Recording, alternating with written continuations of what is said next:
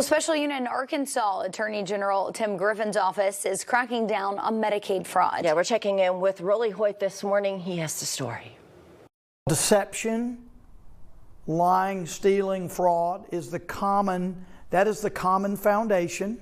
The fact that Arkansas Attorney General Tim Griffin is describing a class of criminals committing misdemeanors and low-level felonies gives you an idea how seriously he takes Medicaid fraud. We all fund this, and money at the federal level and in many other levels of government around the country is certainly tight, but this is our money.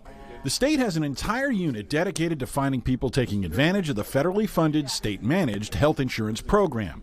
The MFCU prosecutes Griffin's first year in office, among the most in the country, according to federal watchdogs. If an individual, a criminal, is telling Medicaid that they're taking care of somebody, and Medicaid believes they need that care, and that person's either getting third-rate care, insufficient care, not care, well, that's a victim.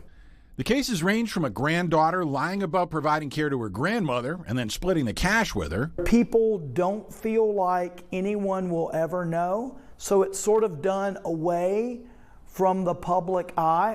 Or there's the other extreme, the rare high-profile case where a fraud charge sums up other alleged misdeeds. Take the investigation into psychiatrist Dr. Brian Hyatt.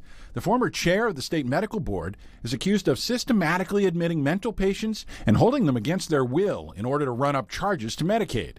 He faces more than 150 civil lawsuits, but the 2 counts of Medicaid fraud brought by Griffin's team pose the biggest criminal jeopardy. The trial's still months away, but Griffin is proud of what bringing the charges has accomplished already with the hospitals Hyatt worked for. It's in their interest, once they learn of this, not to be associated with someone who's thieving and stealing, to put it bluntly.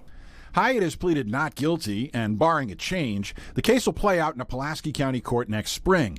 It promises to be sensational, a far cry from what the unit typically uncovers. This is an individual who was a dental assistant. They submitted Medicaid services timesheets to be paid for service support in the community. It was worth about $18 grand.